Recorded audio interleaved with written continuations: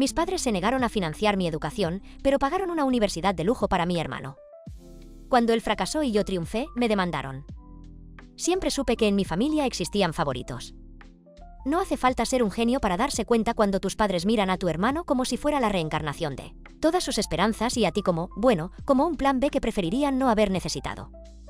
Me llamo Elena Martínez, tengo 32 años, y esta es la historia de cómo pasé de ser la hija olvidada a convertirme en la demandada por mi propia familia. Mi hermano Javier es 3 años mayor que yo. Desde que tengo memoria, él ha sido el brillante, el talentoso, el prometedor. Mientras yo sacaba notas sobresalientes en la escuela, mis padres apenas notaban mis boletines.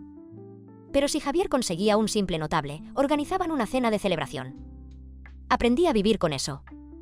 De hecho, me convertí en una experta en pasar desapercibida, en resolver mis propios problemas, en arreglármelas sola. Durante la secundaria, trabajé medio tiempo en una librería para poder pagarme mis gastos. No es que fuéramos pobres, al contrario. Mi padre, Carlos, era dueño de una empresa de construcción bastante exitosa y mi madre, Sofía, administraba varias propiedades familiares. Teníamos una casa grande en un buen barrio, 2 coches y vacaciones anuales en la playa. Pero para mis gastos personales, siempre escuchaba la misma frase: Elena, tienes que aprender el valor del dinero. Curiosamente, esa lección nunca parecía aplicarse a Javier. Cuando mi hermano terminó la secundaria, mis padres le regalaron un coche. A mí me regalaron un reloj de pulsera cuando me gradué 3 años después. Pero eso no fue lo que más me dolió. Lo peor vino cuando llegó el momento de planear la universidad. Javier quería estudiar Administración de Empresas en la Universidad Iberoamericana, una de las privadas más caras del país. Mis padres no dudaron ni un segundo. Por supuesto, hijo. Serás un gran empresario como tu padre. Le pagaron la matrícula completa, un apartamento cerca del campus, una asignación mensual generosa e incluso un nuevo guardarropa para que se viera como un futuro ejecutivo. Cuando llegó mi turno, ya tenía claro que quería estudiar ingeniería biomédica. Siempre me había fascinado la intersección entre tecnología y medicina. Con mis notas, podía aspirar a cualquier universidad, incluso a becas parciales. Pero necesitaba ayuda para cubrir el resto. Todavía recuerdo aquel domingo después de la comida familiar. Me armé de valor y les presenté a mis padres mi plan universitario, completo con presupuestos detallados y opciones de financiamiento. Mi padre me miró por encima de sus gafas de lectura y suspiró. Mi madre evitó mi mirada, repentinamente interesada en las migajas sobre el mantel. Elena, dijo mi padre con ese tono condescendiente que reservaba para mí, ¿realmente crees que la ingeniería es para ti? Es un campo dominado por hombres, muy competitivo. Además, ya estamos haciendo un gran esfuerzo con la universidad de tu hermano. No podemos permitirnos 2 matrículas privadas al mismo tiempo. Pero papá, he calculado todo. Si consigo la beca por excelencia académica, solo necesitaría que me ayudaran con la mitad. Ya hemos tomado una decisión, interrumpió mi madre. Si tanto quieres estudiar, puedes ir a la universidad pública o conseguir un trabajo para pagarte los estudios tú misma. Eso te dará carácter. Javier necesita nuestro apoyo ahora, él será quien continúe con el legado familiar. No lloré frente a ellos. No les di esa satisfacción. Simplemente asentí, recogí mis papeles y subí a mi habitación. Esa noche tomé la decisión que marcaría el resto de mi vida, lo haría todo por mí misma, y algún día les demostraría lo equivocados que estaban. Los siguientes años fueron brutalmente difíciles. Conseguí la beca por excelencia académica, pero solo cubría el 60% de la matrícula. Para el resto, trabajaba en 2 empleos, por las mañanas como asistente en un laboratorio universitario y por las noches y fines de semana como camarera, en un restaurante cercano al campus. Dormía 4 horas diarias con suerte. Mientras tanto, Javier disfrutaba de la vida universitaria al máximo. Fiestas, viajes de esquí, un semestre de intercambio en Europa, todo financiado por el sudor de mi padre y la ceguera de mi madre. Sus notas eran mediocres, pero mis padres siempre tenían una excusa: ¿está creando contactos? Eso es más importante que las calificaciones en el mundo empresarial. Me mudé a una residencia estudiantil y luego compartí un pequeño apartamento con otras 3 estudiantes para ahorrar gastos. Apenas visitaba la casa familiar, solo en Navidad y cumpleaños obligatorios. Cada vez que lo hacía, tenía que soportar los monólogos interminables sobre los logros de Javier y las preguntas condescendientes sobre mi pasatiempo universitario, como mi madre llamaba a mi carrera. A pesar de todo, me gradué con honores en ingeniería biomédica. Ninguno de mis padres asistió a la ceremonia de graduación ese mismo día. Javier tenía un partido de golf con los socios de mi padre. Mi compañera de piso tomó fotos mientras recibía mi diploma y esa noche celebramos con pizza y vino barato. Fue una de las mejores noches de mi vida, aunque faltara mi familia. Con mi título bajo el brazo, conseguí un puesto en una startup de tecnología médica. El salario inicial era modesto, pero el potencial era enorme. La empresa estaba desarrollando un dispositivo revolucionario, un monitor cardíaco no invasivo para pacientes con insuficiencia cardíaca crónica. Me sumergí en el proyecto con toda mi energía. Las largas noches en la universidad me habían preparado para las maratones de trabajo que exigía una startup. Mientras tanto, Javier se graduó con notas mediocres. Mis padres organizaron una fiesta espectacular, invitando a todos sus amigos y contactos de negocios. Mi hijo, el futuro CEO, presumía a mi padre. Como era de esperar, Javier entró directamente a trabajar en la empresa familiar con un título de vicepresidente de desarrollo de negocios creado especialmente para él. Los siguientes 5 años fueron transformadores. La startup donde trabajaba creció exponencialmente. Nuestro monitor cardíaco obtuvo la aprobación regulatoria y comenzó a ser adoptado por hospitales en todo el país. Mi contribución al algoritmo de detección temprana de arritmias me valió reconocimiento dentro de la empresa y en la industria. Fui ascendiendo hasta convertirme en directora de investigación y desarrollo. Cuando la empresa salió a bolsa, mis opciones sobre acciones de repente valían una pequeña fortuna. A los 29 años, pude comprarme un apartamento en una buena zona de la ciudad y, por primera vez en mi vida, tener algo de seguridad financiera. La empresa de mi padre, mientras tanto, estaba enfrentando dificultades. La recesión económica había golpeado duramente al sector de la construcción y la gestión errática de Javier, quien ahora fungía como director de operaciones, solo había empeorado las cosas. Sus decisiones impulsivas y su falta de disciplina estaban llevando el negocio familiar al borde de la quiebra. Un día, recibí una llamada inesperada de mi madre.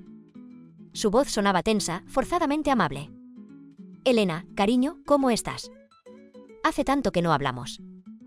«Estoy bien, mamá. Ocupada con el trabajo». «Sí, hemos oído que te va muy bien. Tu padre y yo estamos muy orgullosos». Era la primera vez que escuchaba esas palabras de su boca. Algo no encajaba. «¿Necesitas algo, mamá?» Hubo un silencio incómodo. Luego, con un suspiro, fue directa al grano. «La verdad es que sí, querida.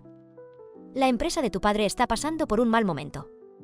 Es temporal, por supuesto, pero necesitamos un préstamo para sortear estos meses difíciles. Y pensamos en ti».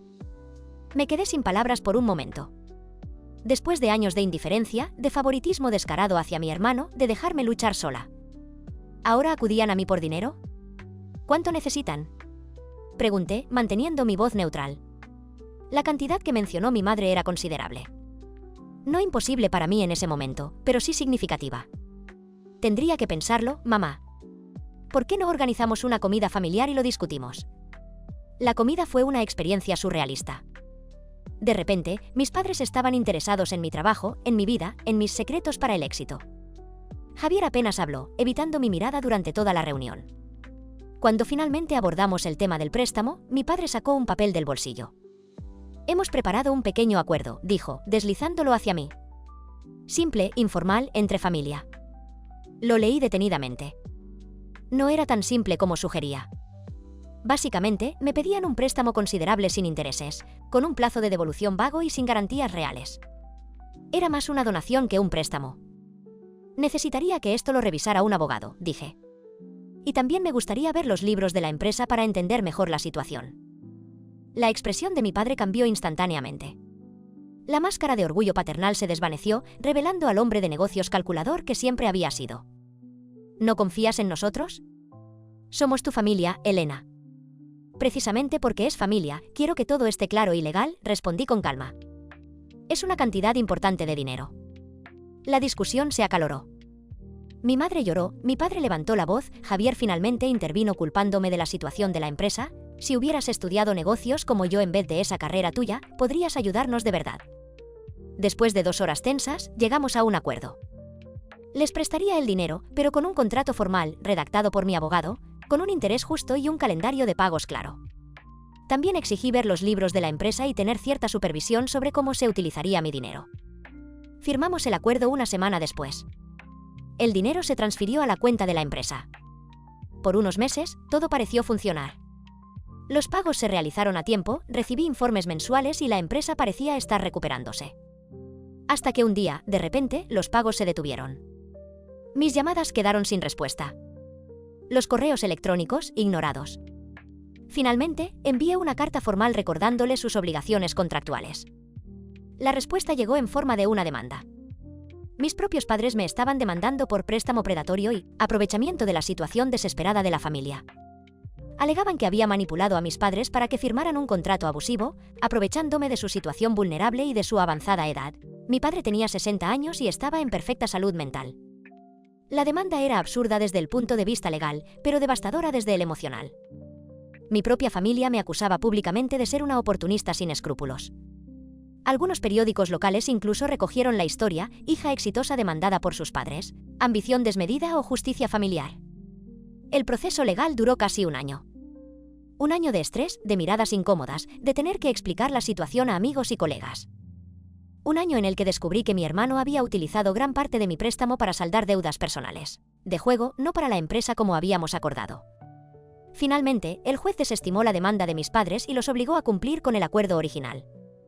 Para entonces, la empresa estaba en quiebra técnica. Mi hermano había huido a otro país, dejando tras de sí un rastro de deudas. Mis padres habían hipotecado su casa y estaban al borde de perderla. A pesar de todo el dolor que me habían causado, no pude abandonarlos completamente.